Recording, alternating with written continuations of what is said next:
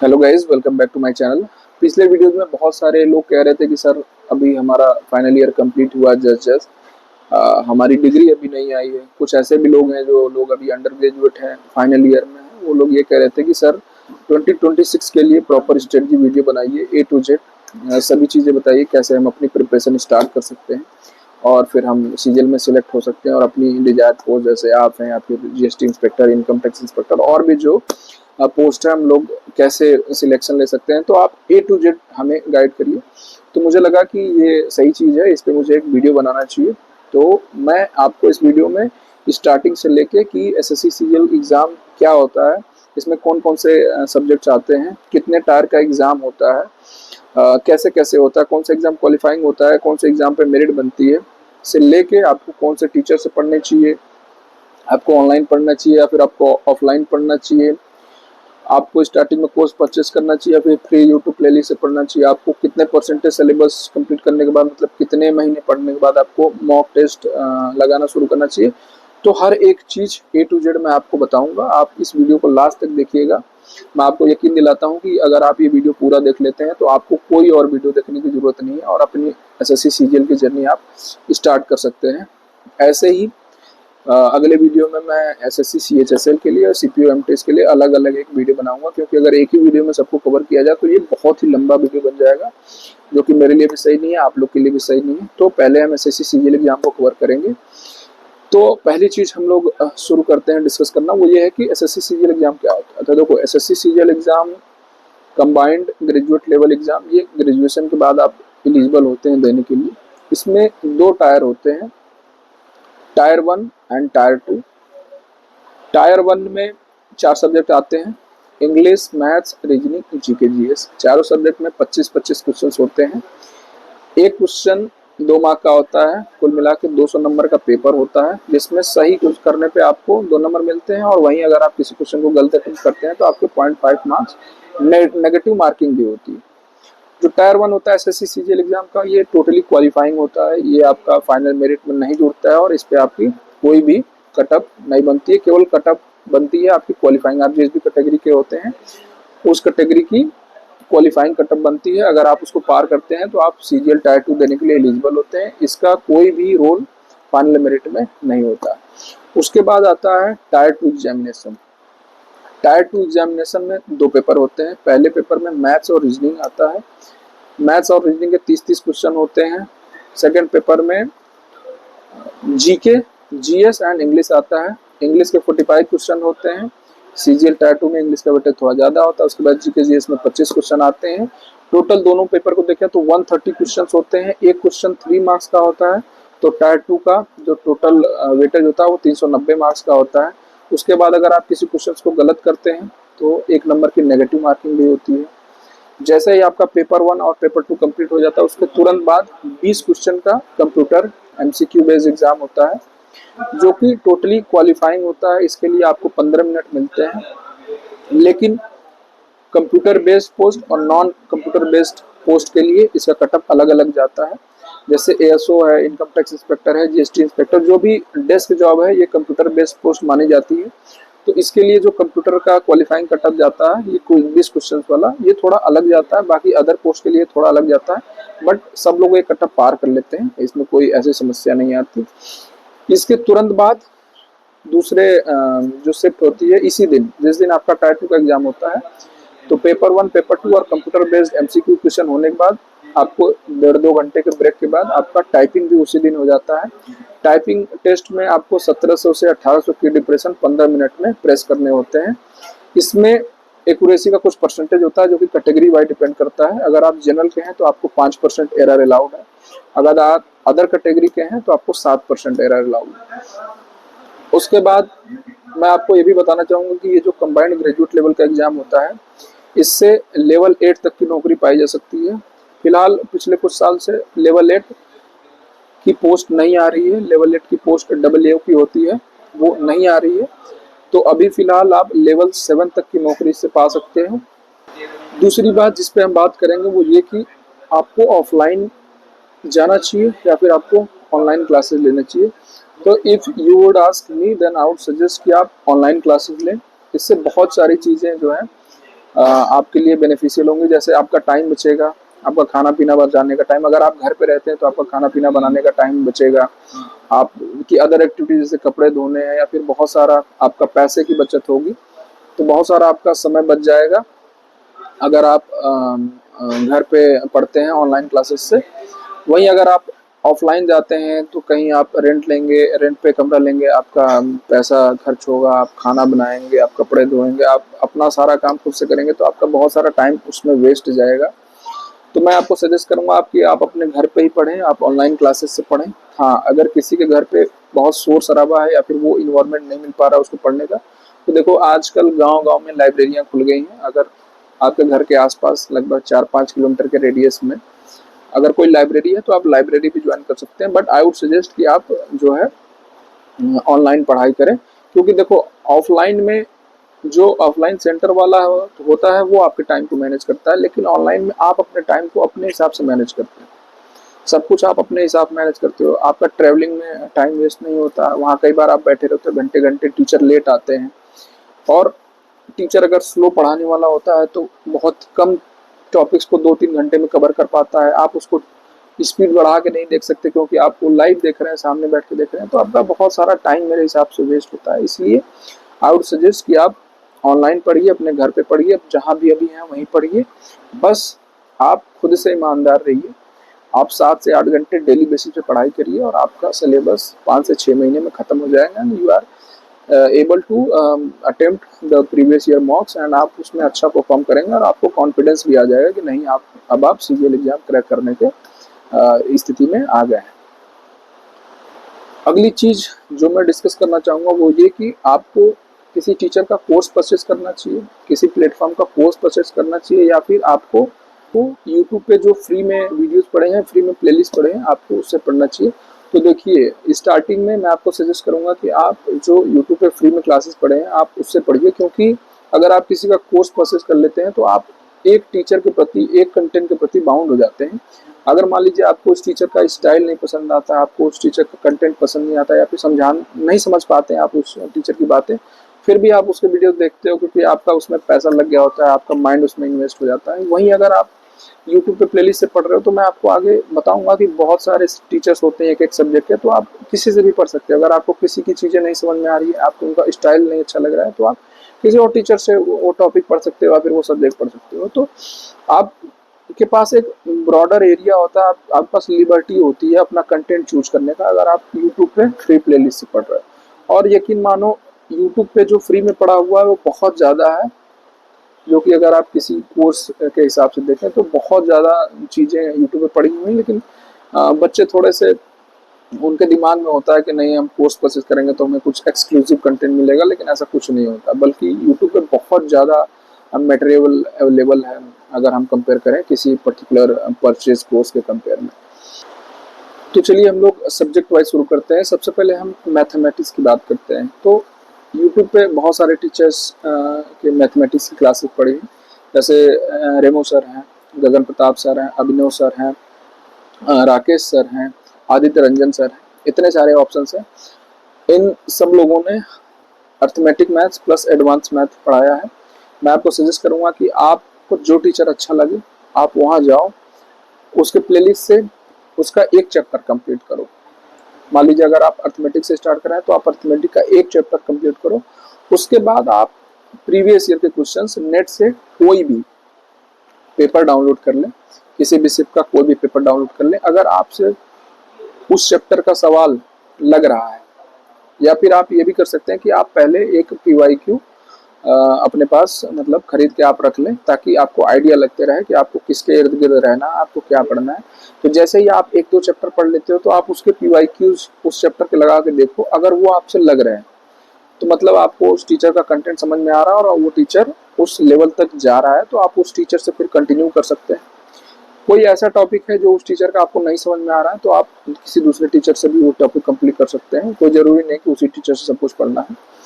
ऐसे ही आप subject wise जो है प्रॉपर नोट्स बनाइए, सब्जेक्ट वाइज, चैप्टर वाइज, चारों सब्जेक्ट के अलग अलग नोट्स बनाइए। जब आपका एक चैप्टर कंप्लीट हो जाता है तो आप उसके बाद 8 से 10 पन्ना छोड़ दीजिए दूसरे चैप्टर का नोट्स बनाने के लिए। उसका रीजन मैं आपको बताता हूँ। कि जब आप मॉक टेस्ट देना शुरू करोगे तो आपको बहुत सारे नए सवाल मिलेंगे उसी चैप्टर के, तो आप उसको वहाँ नोट कर लीजिएगा। आपको बहुत ऐसे फॉर्मूले मिलेंगे उसी चैप्टर के जो आपको ड्यूरिंग जब आप लेक्चर देख रहे हो तो आपको उस समय वो चीज़ नहीं मिलेगा, क्योंकि जैसे जैसे आप पढ़ते हो चीज़ें नई नई चीज़ें मिलती जाती हैं। कोई भी टीचर एक पर्टिकुलर प्लेस में सब कुछ नहीं पढ़ा सकता, तो आप जैसे जैसे तैयारी करते जाओगे आपको नई नई चीज़ें मिलती जाएंगी, तो आप उसको वहाँ नोट करते जाना। आपको किसी एक पर्टिकुलर टाइप के क्वेश्चन के केवल 2 क्वेश्चन अपने नोट में, मतलब अपने नोट्स में लिखने हैं। आपको एक ही टाइप के क्वेश्चन के बहुत सारे सवाल नहीं लिखने हैं, क्योंकि आपका टाइम वेस्ट होगा। उसके साथ साथ आपको इस बात का भी ध्यान रखना है कि जब आप वीडियो देख रहे हैं उस समय आपको नोट्स नहीं बनाना, क्योंकि फिर आपका 1 घंटे का जो लेक्चर है वो 3 घंटे का बन जाएगा और आप उसी में आपका पूरा दिन निकल जाएगा और आप बोर हो जाओगे उस चीज़ में। तो सबसे पहले आप सिंगल फ्लो में पूरा वीडियो देख लीजिए। आपके फ़ोन में स्क्रीनशॉट की फैसिलिटी अवेलेबल होगी, आप स्क्रीनशॉट ले लो जो भी क्वेश्चंस आपको अपने नोट्स में नोट करने हैं। उसके बाद वीडियो देखने के कुछ समय बाद जब भी आप थोड़ा फ्री होते हैं तो आप उसको फिर अपने नोट्स में लिखो। इसका फ़ायदा ये भी होगा कि आपका वो क्वेश्चन दोबारा रिवाइज हो जाएगा। एक बार तो आपने उसको वीडियो के टाइम पे देखा हुआ है, उसके बाद जब आप उसको नोट करोगे तो वो क्वेश्चन आपका दोबारा रिवाइज हो रहा है। तो आई वुड सजेस्ट कि आप उस टाइम पे वीडियो रोक रोक के नोट्स ना बनाएं, आप सिंगल फ्लो में वीडियो खत्म कर लें, स्क्रीनशॉट ले लें, उसके बाद आप जो है उसका प्रॉपर नोट्स एक टाइप के मैक्सिमम 2 सवाल लिख के आप उसका नोट्स बनाएं। हर एक चैप्टर के बाद 8 से 10 पन्ना छोड़ दें, क्योंकि मैंने आपको बताया कि आपको किस रीजन से वो पन्ना छोड़ना है। भविष्य में जो नए सवाल नए फॉर्मूले चैप्टर के मिले वो आप उसी जगह लिख लें, आपको कोई मिक्स ना हो। उसका एक फ़ायदा ये भी होगा कि अगर आप किसी पर्टिकुलर डिवाइस मतलब आपको किसी पर्टिकुलर टॉपिक को रिवाइज करना है तो आप उसको अपने नोट्स को खोलोगे और रिवाइज कर लोगे। आपके दिमाग में ये नहीं होगा कि इसके कुछ सवाल मैंने कहीं और भी लिखे हैं। इसके साथ साथ मैथ्स में मैं आपको एक बात और बताना चाहूँगा कि आप एक अलग कॉपी पतली सी बना लीजिए, जिसपे आपको जितने भी आपकी पूरी तैयारी में जो आप करोगे लगभग 2.5 से 3 महीने जो आपके सिलेबस कंप्लीट करने की तैयारी होगी, उसमें आपको जो भी फॉर्मूला मिलता है अर्थमेटिक मैथ, एडवांस मैथ के, या फिर जो भी अच्छे ट्रिक्स मिलते हैं आपको वहाँ लिखने हैं। इसका फ़ायदा आपको तब होगा जब आप मॉक टेस्ट देना शुरू करोगे, क्योंकि मॉक टेस्ट जब आप दोगे तो आप पूरा नोट्स अपना रिवाइज नहीं कर सकते। आपको अप्रोच पता है कि क्वेश्चन कैसे होगा, लेकिन कई बार क्या होता है फॉर्मूला भूल जाता है आदमी, कई बार कोई प्रॉपर्टी आदमी भूल जाता है अर्थमेटिक में सर्कल का, ट्रायंगल का। तो आप उसके लिए एक अलग कॉपी बनाइए और फॉर्मूला ट्रिक्स आप वहाँ लिखिए, ताकि जब आपका सिलेबस कंप्लीट हो तो आपके पास एक ऐसी कॉपी हो जिसको आप अपने मॉक टेस्ट देने से पहले आप उसको 3 से 4 घंटे में आप उसका रिवीजन कर सकें। क्योंकि जब आपका सिलेबस कंप्लीट हो जाएगा उसके बाद आप अच्छे प्लेटफॉर्म पे वीकली मॉक टेस्ट देंगे और अपना परफॉर्मेंस चेक करेंगे, तो उससे पहले जस्ट आप आपके पास एक कंटेंट होगा जिसको आप रिवाइज कर लेंगे। अदरवाइज आपको पूरा नोट्स पलटने में बहुत ज़्यादा समय लगेगा। तो मैं आपको चीज़ें बता रहा हूँ, आप इसको करिए, ये बहुत ही इफेक्टिव वे है। तो आप एक फॉर्मूला बुक जरूर बनाइएगा अपना खुद का। अगली बात हम लोग करते हैं इंग्लिश सब्जेक्ट की। तो कुछ टीचर्स के मैं नाम ले रहा हूँ जिसकी प्लेलिस्ट आप रिफर कर सकते हैं ग्रामर सेक्शन के लिए।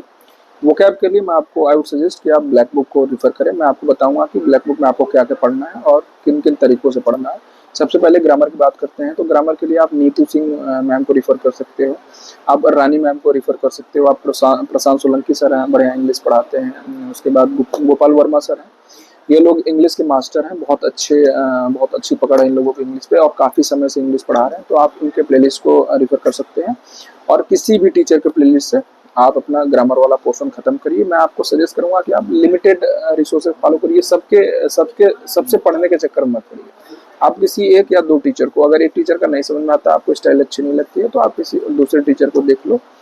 लेकिन मैं सजेस्ट करूंगा कि आप किसी एक टीचर से ही पूरा अपना पार्ट्स ऑफ स्पीच और ग्रामर वाला जो पूरा सेक्शन है वो खत्म करो। जैसा कि मैंने मैथ्स में बताया, आपको हर एक चैप्टर खत्म करने के बाद इंग्लिश में 8 से 10 पन्ने नहीं छोड़ने हैं, आपको केवल 4 से 5 पन्ने छोड़ने हैं, ताकि कोई नया उस चैप्टर का रूल आपको बाद में मिले या फिर कोई ऐसा चीज़ पता चले तो आप उसको वहाँ पे नोट कर लें। तो ये आपका ग्रामर का पोर्शन हो गया इंग्लिश का। उसके बाद आपको वोकैब के लिए ब्लैक बुक पढ़ना है। वोकैब के लिए बहुत सारे लोग अलग अलग चीज़ें सजेस्ट करते हैं, लेकिन मैंने ब्लैक बुक पढ़ी है, यकीन मानिए ब्लैक बुक बहुत ही अच्छा है वोकैब के लिए। इसमें केवल वही क्वेश्चंस हैं जो आपके प्रीवियस ईयर्स में आए हुए हैं, कंपाइल्ड वे में दिए हुए हैं। ब्लैक बुक में आपको केवल 5 चीज़ें पढ़नी है। आपको सिनोनिम पढ़ने हैं, आपको एंटोनिम पढ़ने हैं, आपको वन वर्ड सब्स्टिट्यूशन पढ़ने हैं, आपको आइटम्स एंड फ्रेजेस पढ़ने हैं, उसके साथ साथ आपको स्पेलिंग पढ़ना है। बाकी और भी चीज़ें हैं वो उतनी इंपॉर्टेंट नहीं है। अगर आपका इन पाँचों पकड़ हो जाता है तो आप वो भी चीज़ें सारी सही होने लगेंगी। मैं आपको ब्लैक बुक पढ़ने का बहुत ही अच्छा तरीका बताने वाला हूँ। बहुत सारे लोग कहते हैं कि 20-20 क्वेश्चन करके सबका पढ़ो। नहीं, देखो, एक टॉपिक के 1400 से 1500 क्वेश्चन होते हैं ब्लैक बुक में। अगर आप 20-20, 30-30 क्वेश्चन करके पढ़ोगे तो 2-2, ढाई-ढाई महीने एक एक टॉपिक कंप्लीट नहीं होगा आपका उसमें आप अपना इंगेजमेंट उसमें नहीं पाओगे, आपको बोरिंग लगने लगेगा। तो आई वुड सजेस्ट कि आप एक टॉपिक से स्टार्ट करिए, उसके साथ आप आइटम्स एंड फ्रेजेस पढ़िए और स्पेलिंग पढ़िए। अगर आप सिनोनिम से स्टार्ट करें तो आप डेली 50 से 80 सिनोनिम पढ़िए, उसके साथ साथ 50 आइटम्स एंड फ्रेजेस पढ़िए। क्योंकि सिनोनिम पढ़ने में आप बोर होंगे, लेकिन आइटम्स एंड फ्रेजेस पढ़ने में, मुहावरे पढ़ने में आप बोर नहीं होंगे, तो वो आप 50 इजीली पढ़ सकते हैं। उसके बाद आपको डेली 30 स्पेलिंग करनी। स्पेलिंग ब्लैक बुक में 3500 से 3600 है। उसमें टॉप 200 मोस्ट रिपीटेड भी है, लेकिन मैं आपको सजेस्ट करूंगा कि अभी आपके पास बहुत टाइम है तो आप पूरी स्पेलिंग खत्म करिए। और स्पेलिंग का आप टारगेट मत रखिए कि आपको खत्म करना, आप स्पेलिंग करते रहिए डेली 30-40। और जब तक आप तैयारी करिए, आप डेली स्पेलिंग की प्रैक्टिस करते रहिए कि ना वो खत्म होगा और ना आपको उसकी प्रैक्टिस बंद करनी है। स्पेलिंग जो है आपको याद नहीं करना है, आपको उसकी केवल रीडिंग करनी है और अपने इंस्टिंक्ट से बिना देखे कॉपी में लिखनी है। 90% जो स्पेलिंग होती है वो इंस्टिंक्ट से सही हो जाती है, प्रोनाउंसिएशन से। 10% जो होती है इसका प्रोनाउंसिएशन और स्पेलिंग अलग होती है, वो भी आप देखते देखते वो आपको याद हो जाएगा। तो ऐसे आपका सिनोनिम शुरू में आप 50 से 80 करिए, उसके बाद थोड़ा 3-4 दिन बाद आप 100 तक जाइए। तो आप डेली 100 करेंगे तो ये आपका लगभग 12 से 13-14 दिन में आपका सिनोनिम खत्म हो जाएगा। उसके बाद इसी तरह आप एंटोनिम और इसके साथ आप आइटम्स एंड फ्रेजेस कर रहे हैं। उसके बाद जैसे ही एंटोनिम खत्म हुआ आप वन वर्ड सब्स्टिट्यूशन पे चले जाए, तो आप ये पाएंगे कि 1.5 से 2 महीने में आपका ये 4 टॉपिक खत्म हो गया। Synonym, antonym, items and phrases and one word substitution. Spelling तो आपकी चलती रहेगी जब तक आप तैयारी कर रहे हैं। आप डेली 30-40 करते रहो, उसका आप काउंट मत करो कि इसको खत्म करना है। उसके बाद मैंने एक चीज आपको मैं बताना भूल गया कि जब आप ये चीज पढ़ रहे हो तो आप एक पेंसिल और रबड़ लेके बैठो। तो मान लो आप एक दिन में 80 सिनोनिम पढ़े, तो उसमें बहुत सारे ऐसी वर्ड्स होंगे, जैसे 30 से 40 ऐसे वर्ड होंगे जो आपको पहले से ही पता होंगे कि इनकी मीनिंग क्या है। और 30-40 ऐसे होंगे जिनका मीनिंग आपको नहीं पता होगा, मतलब आप पहली बार देख रहे होंगे या फिर पहली बार नहीं देखे होंगे पहले, लेकिन आपको उसका मीनिंग नहीं पता। तो आप उनको अपने पेंसिल से टिक कर लो। तो जब आप दोबारा रिवाइज करने आओगे तो आप ये पाओगे कि उस 40 में से आपको 10 याद हो गए, आपको 10 का मीनिंग याद हो गया, अब आप केवल 30 बचे हैं, तो उन 10 को आप मिटा दीजिए। तो ऐसे आप जितनी बार रिवीजन करते जाओगे, आपके जो रिवीजन का टाइम है वो कम होता जाएगा, जो अननोन क्वेश्चंस हैं वो कम होते जाएंगे। तो ये ब्लैक बुक करने का सबसे अच्छा तरीका है। और यकीन मानिए 90% जो वोकैब होता है वो ब्लैक बुक से ही आता है, प्रीवियस ईयर से ही आता है, और 10% जो होता है वो सबके लिए नया होता है। वो आप एलिमिनेशन मेथड से एलिमिनेट कर दोगे, क्योंकि हो सकता है 2-3 ऑप्शन का आपको मीनिंग पता हो, 1-2 ऑप्शन ऐसे हो जो कि फेमिलियर लगे। तो उस हिसाब से जैसे जैसे आप मॉक प्रैक्टिस देते जाओगे, मैं आपको आगे बताऊंगा, तो आप एलिमिनेट कर लोगे। तो आपका लगभग वोकैब का टेंशन, अगर आप ब्लैक बुक को ही 8 से 10 बार पढ़ लेते हो तो आपका वोकैब का टेंशन खत्म हो जाएगा। ग्रामर के लिए मैंने आपको बता दिया है। ग्रामर में एक चीज आप और करिएगा, जब आपका सिलेबस कंप्लीट हो जाएगा ग्रामर का, उसके बाद एक टॉप 100 या फिर टॉप 150 ग्रामर रूल्स का पीडीएफ आता है। आप इंटरनेट से डाउनलोड करके उसको अपने पास रखिए। पूरा ग्रामर आपको बार बार रिवाइज करने की जरूरत नहीं है। ग्रामर आप 1.5-2 महीने 1.5-2 महीने पे आप एक बार रिवाइज कर लेंगे, वो इनफ है। हाँ, लेकिन जब भी मैं आपको बताऊंगा कि आप बाद में जब भी आप मॉक देने बैठे, वीकली मॉक देने बैठे, तो वो जो टॉप 100 ग्रामर रूल्स है आप उसको ही रिवाइज कर लिया करें। अगले सब्जेक्ट की हम बात करेंगे रीजनिंग। तो देखिए, रीजनिंग में कुछ ऐसा स्पेसिफिक पढ़ने की जरूरत नहीं पड़ती है टायर 1 एग्जाम के लिए। टायर 2 में कुछ ऐसे टॉपिक्स होते हैं, जैसे स्टेटमेंट्स वाले क्वेश्चंस होते हैं, उसके लिए आपको थोड़ा सा अलग पढ़ने की ज़रूरत है। उसका कुछ ऐसे रूल्स होते हैं जो आप नोट कर लीजिएगा, तो उससे आपके सवाल वो सही होने की प्रोबेबिलिटी ज़्यादा होगी। बट टायर 1 के लिए आपको ऐसा कुछ पढ़ने की ज़रूरत नहीं है। 1-2 ऐसे चैप्टर्स हैं जिनमें रूल्स होते हैं, जिनको आपका नोट्स बनाने की जरूरत है। जैसे कैलेंडर है, उसमें कुछ ऐसे ट्रिक्स होते हैं, अगर आपको पता नहीं रहेगा तो आपसे कैलेंडर का सवाल नहीं बनेगा।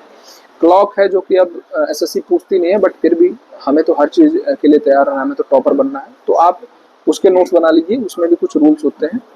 बाकी आपको रीजनिंग के लिए ये काम करना है कि आपको किसी भी प्लेटफॉर्म से आप अभी से टेक्स्ट बुक का सब्सक्रिप्शन ले लीजिए, 1 साल का मिलता है 300-400 का। उसमें आप एसएससी का डेली बेसिस पे सेक्शनल मॉक दीजिए, जो कि मिक्स टाइप का होता है।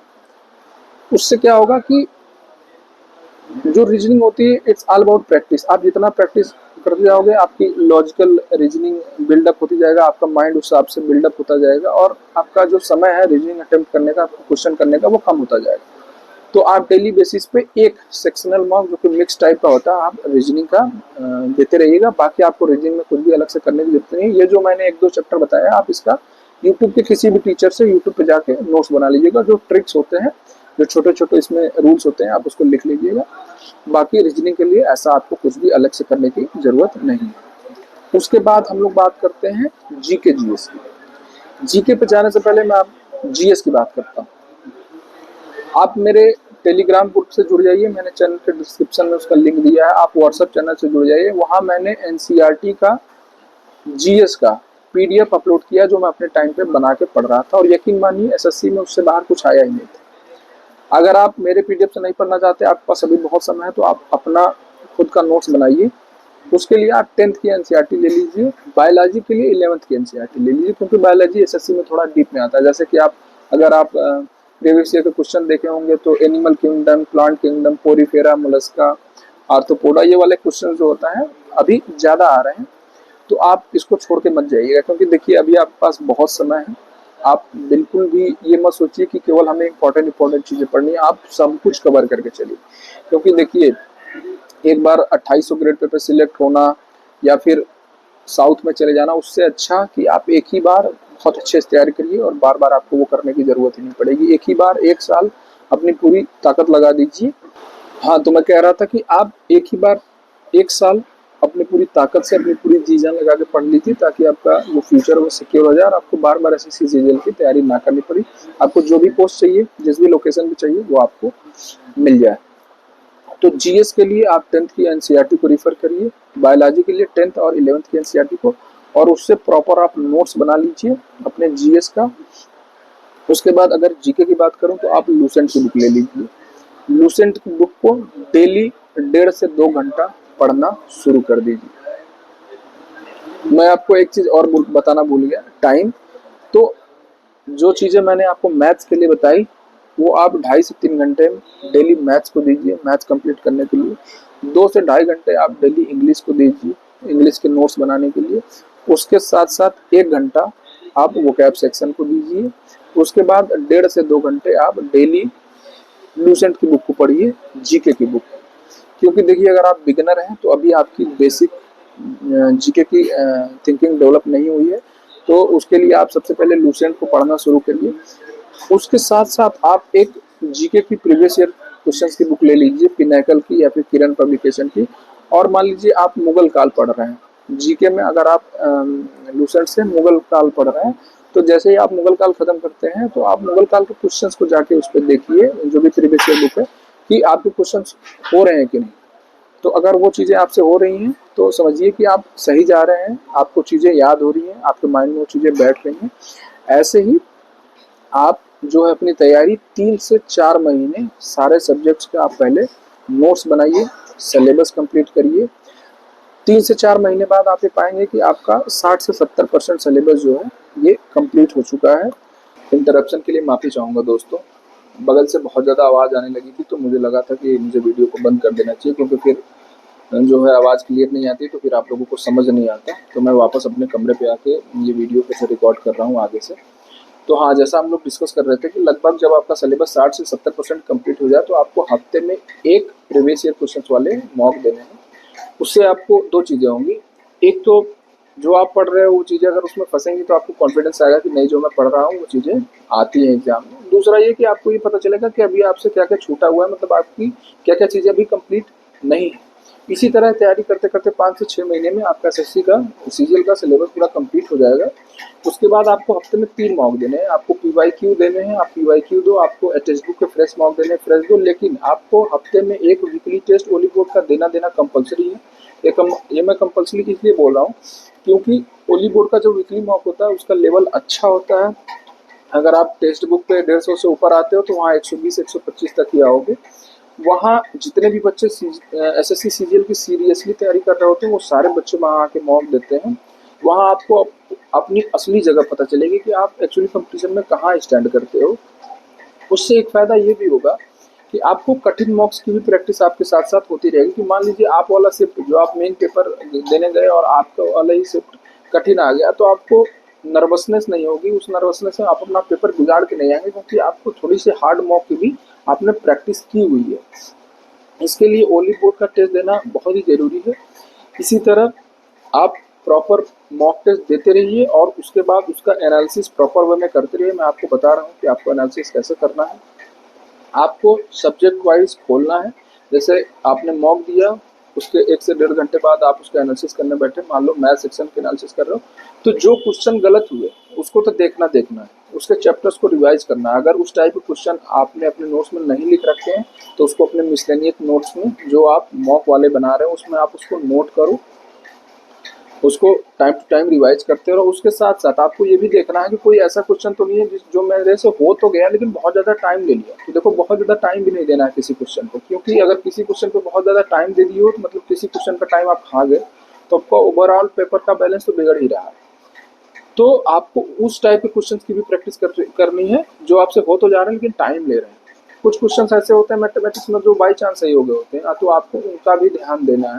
तो बाई चांस सही हो गए तो उनको भी अपने कॉपी में नोट करो, उस टाइप के क्वेश्चंस की भी प्रैक्टिस करें। इंग्लिश की अगर बात करें तो इंग्लिश ग्रामर का आपको कोई ऐसा रूल मिल जाए जो आपने पहले नहीं पढ़ा है, कोई ऐसा नियम, तो आप अपने कॉपी में उसको नोट कर लो। क्योंकि जब आप क्वेश्चन एनालिसिस करते हैं तो उसमें एडिशनल इन्फॉर्मेशन में बहुत सारी इन्फॉर्मेशन दी होती है, तो जब आप उसको पढ़ोगे तो आपको समझ में आएगा कि ये चीज़ आपके लिए नहीं है, तो आप उसको अपने कॉपी में नोट कर लोगे। इसी तरीके से आपको कोई नया वोकैब मिलता है तो आप उसको अपने मिसलेनियस कॉपी में नोट कर लो। इसी तरह रीजनिंग में कोई ऐसे टाइप का सवाल जो आपसे नहीं हो पा रहा है, अटेम्प्ट नहीं हो पा रहा है, उस समय आपसे लॉजिक बिल्ड नहीं हो रहा है ड्यूरिंग एग्जाम टाइम प्रेशर, तो आप उस टाइप के क्वेश्चन की जाकर सेक्शनल प्रैक्टिस करिए टेक्स्ट बुक एप्लीकेशन से या फिर किसी भी एप्लीकेशन से। इसी तरह जीके जीएस में आप क्वेश्चन बाय क्वेश्चन तो नोट नहीं कर सकते, लेकिन कोई ऐसा टॉपिक है जिसके सवाल आपसे बार बार गलत हो रहे हैं तो आप उसको जाके रिवाइज कर लीजिए। और हाँ, 2-3 टाइप के सवाल मैं आपको बता रहा हूँ, इस टाइप के सिंगल क्वेश्चन आप अपने कॉपी में नोट कर लीजिए। अगर आपसे ये पूछा है कि इस इंस्ट्रूमेंट को कौन बजाता है, 4 ऑप्शन दिए हो, तो आप चारों को अपने मिसलेनियस कॉपी में नोट कर लीजिए और उन चारों के सामने गूगल से सर्च करके लिख लीजिए कि कौन सा इंस्ट्रूमेंट बजाते हैं। इसी तरह क्लासिकल डांस फॉर्म अगर दे रखा है कि भरतनाट्यम से कौन रिलेटेड है, 4 ऑप्शन, तो जो सही है वो भी ठीक, बाकी जो अदर 3 ऑप्शन है उसको भी आप अपने कॉपी में लिखिए और गूगल करके उसके सामने लिख दीजिए कि कौन किस डांस फॉर्म से रिलेटेड है। क्योंकि इस टाइप के क्वेश्चन बहुत ज़्यादा है, हर शिफ्ट में 2 से 3 क्वेश्चन रहते हैं, तो आपको इस टाइप के सारे क्वेश्चन करके ही जाना है।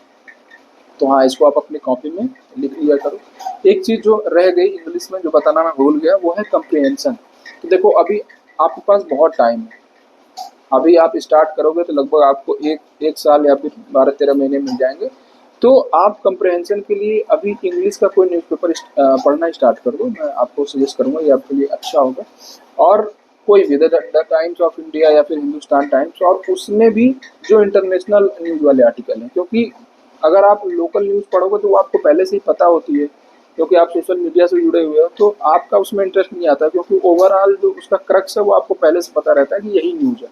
लेकिन जब आप इंटरनेशनल चीज़ें पढ़ते हो तो आपको पता नहीं होती, तो आप उस आर्टिकल को कई बार पढ़ते हो ये समझने के लिए कि कहना क्या चाहता है, उसमें नए वर्ड्स आते हैं, फिर आप उसको गूगल करते हो, आप उसका मीनिंग समझते हो। तो बेसिकली 2 से 3 महीने में आपकी बेसिक पढ़ने की अंडरस्टैंडिंग डेवलप हो जाती है और वो आपको लास्ट में बहुत काम देती है। जब आप क्वेश्चन पेपर के कंप्रीहेंशन सॉल्व करोगे तो आपको लगेगा कि क्या ही है, न्यूज़पेपर वाले के सामने वो बहुत इजी आपको लगेगा। तो ये आप कर सकते हो कंप्रीहेंशन के लिए।